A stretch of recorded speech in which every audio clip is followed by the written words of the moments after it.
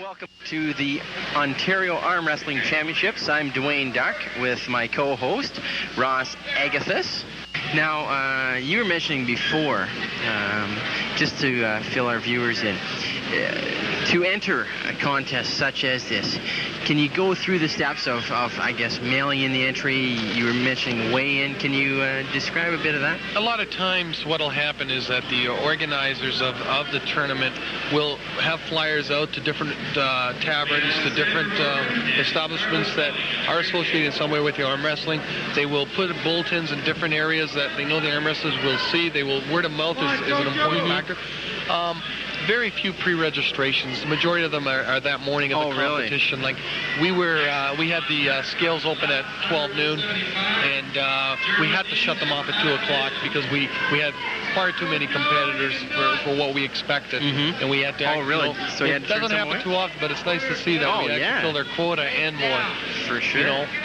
So, and I'm sorry. Go ahead. The weigh-ins, just to give you a quick thought about that. A lot of times you're dealing with people who are anywhere from just under a pound to over a pound of the category that they want to be in.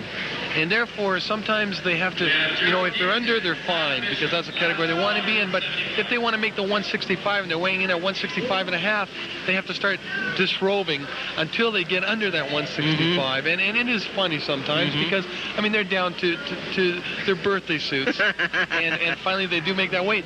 And the upsetting time for them is when they do get down to their birthday suits and they're still over that weight. And they, and they have to go up against boys that are sometimes 10, 15 pounds heavier than them.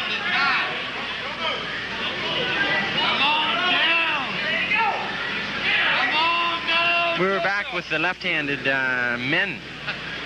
That's right. We're moving through all the different categories. Unfortunately, it's going to be hard to follow because we'll be skipping from the men's 201, and then we'll be going over to the men's left-handed.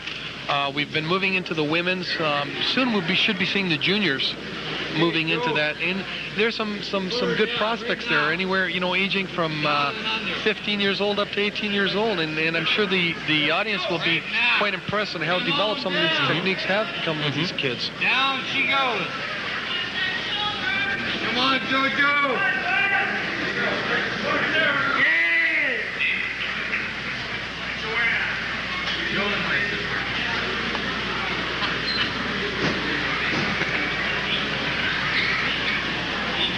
We seem to have a slight delay right now as the scoreboard is now trying to, work down to the last few competitors. We should very shortly, time restrictions are important. All the competitors that lose at this point do not leave for the last couple of matches. We have trophies up to 6th place. Trophies are medallions on the right. What would you say to somebody watching that has had a bit of an inkling to get into arm wrestling, or like we were talking before, basically my only exposure to arm wrestling is in a local watering hole, and I'm sure that's how this has transpired. What would you say to that person that's watching and feel they have something? Sorry, that match has already been done. I would tell them first that arm wrestling is much more difficult than what they have assumed it was, seeing a lot of different barroom arm wrestling styles. There are a lot of techniques that have been developed by these individuals, and if I was to recommend to somebody if they wanted to get into arm wrestling, I would say you have to go out with the London Arm Wrestling Club. You have to go to their training periods, to their practices, and then have the opportunity to see how they work out and work into it slowly. There's a much greater chance of coming into a competition similar to this, pulling for the first time and injuring your arm. And very few people can afford to miss work because of recreation like this. Yeah, for sure. If they wanted to get a hold of you, could they do so by? We'll try and pass the number on before this program is over for the London Arm Wrestling Club and who you can contact. If somebody is going to know that they would like to try it out, It might be just as simple to give me a call at the restaurant, the Huron House Restaurant, at 451-1420, and then I can pass the name on to people like Rick Baarbe and Mark Gardner, who will then be more than happy to sit down, talk to you, explain to you how the club works. Good. That's very good. What other competitions do they go in terms of cities? You were saying Las Vegas. We have been to Las Vegas. Like the London Arm Wrestling Club was in Las Vegas for the World Championships, and I'm sure most people will remember that Sylvester Stallone made a movie, Over the Top. If you watch that movie carefully, you will see some of the Canadian competitors in there. I was fortunate to be in there for a couple of seconds myself. It wasn't in the arm wrestling bit, but it just happens that my wife's friend, Christine Jaworski, who is also the under 125 women's champion, was standing there, and she always requires, now this is a little technique that she has, where she has her arm rubbed down just prior to the actual match, and I was there. She asked me if I would, and it just happened the cameras were focused on that point, and it happened to get in the movie. So autographs are available after this little conversation we have here. They're very cheap, so very easy to get a hold of, but it was enjoyable. It was interesting. For sure. The only problem was that the competition in Las Vegas took close to 22 hours to complete, and that's a long time for competitors. No doubt. They were very tired, and a lot of times, sometimes that can be the factor between winning and losing. Sure. It happened that they had the Truckers Open class. At that time, now you talk about, is there prize money available? Is there, what type of awards do these people receive? The Truckers Open class had a $200,000 tractor trailer up for grabs to the winner. Isn't that wild? That's a lot of money, U.S. too. That's a lot of money. The winners were facing $10,000 in certain categories, $5,000 in others. So there was good money. The incentive was there. With the movie being there, obviously there was a lot of money backing it and was able to do that. Normally, though, that these competitions from Hudson Bay to Toronto to Kitchener to London, they're on a smaller scale. We do have prize money available here today, but it's not anywhere near what there was in Las Vegas. And a lot more is for the exposure, for the city, and for the competitors here in London to have that. Now, you were saying this is an Ontario sanctioned tournament. Can you give the viewers a little insight into that? There's no governing body over the arm wrestling in Canada. There are different groups. Gene Taddy out of Toronto has done the most in trying to establish some type of credibility, as has the London Arm Wrestling Club here in London. Gene was in agreement that this would be held as a provincial arm wrestling championship. What it means is that winners from certain categories here will qualify to have their expenses paid to the Canadian championships, which for some people, they've been there many times, it's not, but for the guy who does it for the first time, or the woman who does it for the first time, it's going to be a big moment. Being able to go somewhere else and competing, representing the Ontario's championship. So it is important to some competitors. Okay. Now, do they have the date set and the location set for the Canadians? And right now, I don't think the date or the location, I think, has been set. If I have an opportunity, I'll get Mark over a little later in the program to find out exactly where and when that competition is taking place. But good. I'm almost sure it's going to be probably somewhere up north, either in the Sault Ste. Marie or Timmins, or out west on the west coast. When you mentioned Timmins, I spent 2 years in Timmins before coming to London a few months ago. And were the championships not in Timmins last year? They might well have been. Because there isn't a sanctioning body, that can be championships at the same time in 6 different cities. Sure. That's the unfortunate thing, and until groups like the London Arm Wrestling Club and different groups from other parts of the city get together and distinguish one governing body, you're going to always fall into that category. So you got a good competition here in the left hand. This should be a good match on the right podium. Both competitors have lost once, so the second loss will be out of the competition. Are you picking a favorite? Or not a favorite, but Rick has always been my favorite, so I'll never pick against him. He's going to watch the show later on too, so that's right. Plus he's a lot bigger than me, so I want to make him happy. Rick should do well. Lewis is from the Toronto area like Goodridge, and it's going to be a good competition. Now you see, there's the break position. Now it's up to the referees to judge on whether Rick should be given the win, or they're going to say it was a slip, and they're going to start it over. We need George Isakouitz and Ed Fitzgerald. kind of moving around the table right now, just trying to get himself psyched up again. They did classify it as a slip then, did they? That's right. That's right. Because it was so close to a pin, had they not classified it as a slip, they probably would have given the victory to Rick Baarbe. As you can see, they're in the hook position again, where the wrists are already in position, and it's a matter of taking your opponent down from that, where they're holding it now. It gives a much more advantage to the power arm wrestler as opposed to the technique. There's no wrist control involved here. Judges or the referees, sorry, are trying to make sure that everything is on the up and up. They're asking Lewis to move his shoulder back from his arm so there's no contact made there. They're almost ready. Now there you see the victory.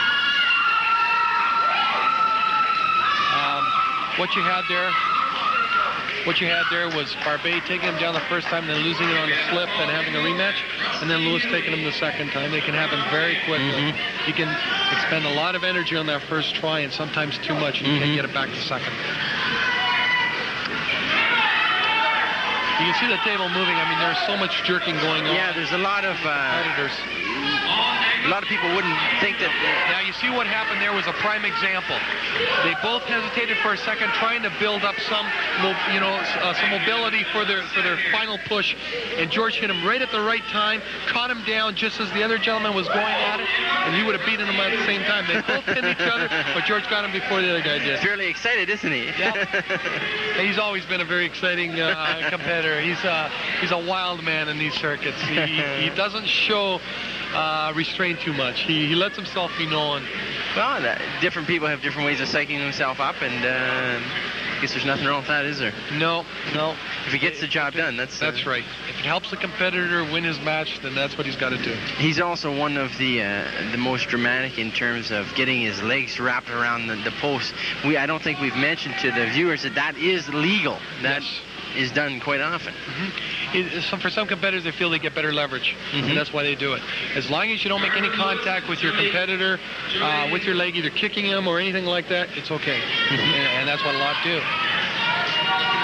Now, we saw this guy about 15 minutes ago, the guy in the white T-shirt.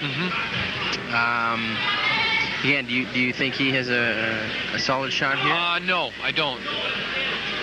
As you saw right there, Paul Engle, I think, thought he won that match, but obviously he didn't take the arm all the way down. Right now they're in almost a stalemate position. They're trying to recoup some energy before they give their final push. As soon as they feel the other competitor giving up a little tension, they're going to hit real fast. It's not going to take long. You know, right now they're hoping that they're going to tire before they do, and sometimes they can hold it like this for quite a while. The referee is now putting his hand in between Healy's hand and shoulder, saying you've got to keep that shoulder back. You've got to give some area in between there. You cannot use your shoulder. The concentration that the competitors have before the meet starts or the actual match starts changes to where the focal point almost becomes the hands.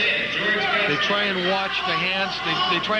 They're almost trying to will those hands over because they don't have that much energy left. This is a good long match. They usually never last this long. Engle is almost down to being pinned, but you never know. If he picks himself up, gets his body behind his arm, he can bring it right back up to a stalemate position. And then he's coming back. He's coming back there. He's trying.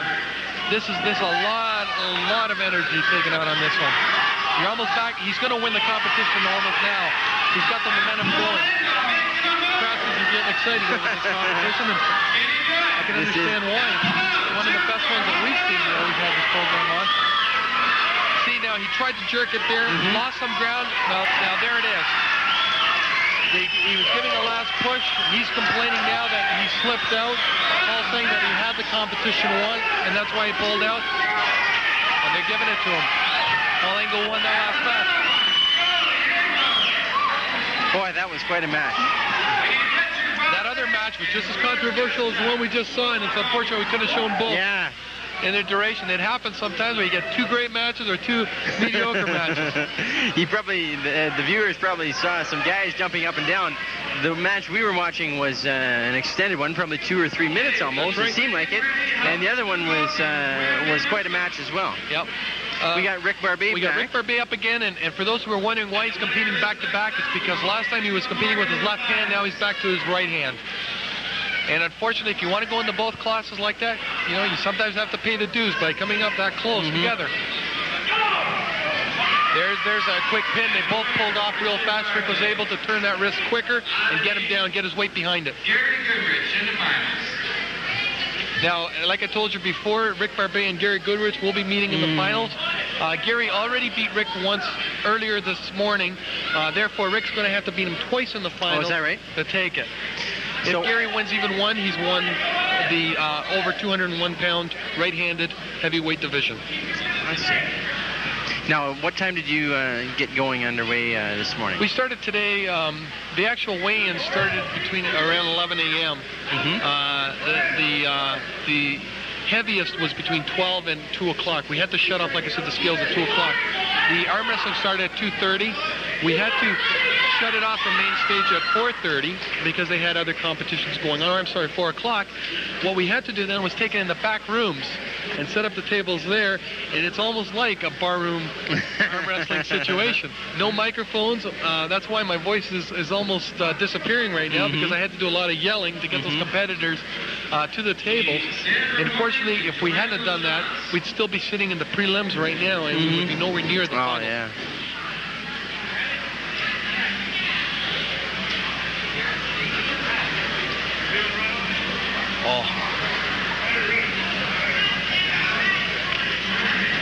Okay, we're going to be taking a break now, Ross. We'll be back with more action in a few minutes from the Ontario Arm Wrestling Championships. Welcome back to the Ontario Arm Wrestling Championships. I'm Dwayne Duck with my co-host, Ross Agathis. And we are very quickly approaching the finals of a lot of divisions. We have I guess 6 different divisions in the men's right-handed. We've got a couple divisions in the men's left-handed. We got 2 divisions in the women's right-handed. And we've got a junior classification with 2 divisions. So we're getting close to the end. And the matches we're going to be seeing now, Ross, are sort of the creme de la creme. That's right. You're going to be seeing the competitors here are very, very few are going to have very little or no experience at all. All these guys and these gals have been around for a while, and you're going to see some good matches. You're going to see some good psych-out jobs by the other guy or the other girl. I mean, that's where it comes down to now. A lot of times they may be evenly matched in strength, but it's who's got it over the other one. Who can stare him down just that split second longer. And once it starts, it's going to be over very quickly, most of these now. And a lot of these guys, like you said, have been doing the circuit for a number of years, and they know what they're doing. There's no... That's right. They didn't get here by fluke. That's right. They know what they're doing. Technique has placed the greatest amount of ability on these individuals to be able to get to the finals. It's not just a matter of bringing that other arm down. It's having a feel for your competition and knowing what you should do at the right time to beat it. The competitions are going to get shorter and shorter as they get in the finals now, because most of the arms are weary. Most of the competitors are weary. And once you get a person in a close to a pin position, they're not going to give up, but they're just not going to have the strength to fight back. So it's going to take quite a bit shorter time. And before you know it, they get locked in, they start, and boom, it's over. Now, the fellow on the left-hand side, he is from the American, or That's from right. the States. That's Lloyd Petrofin on the left-hand side. And the gentleman on the right is from Toronto. Lloyd's been doing well in both sides, the right and the left, and it's very hard. It takes a lot out of you. On deck, we need Jody Engle and Rob Graham. I'd like to point out that we've got, what would you say, probably close to 1,000 people in the stands here to watch it. Very good turnout. I'm very impressed. Very good. Very good. I'm actually very pleased, not only at the competitors, the number of competitors that we had today, but the number of people who have stayed around all day to watch these competitions. Yeah. But it is an exciting sport. Oh, for sure. It's unlike the cross-country skiing or unlike the 25K marathon. This is a quick sport. Sure. It's in, it's over. And there's all kinds of action, which is... That's right.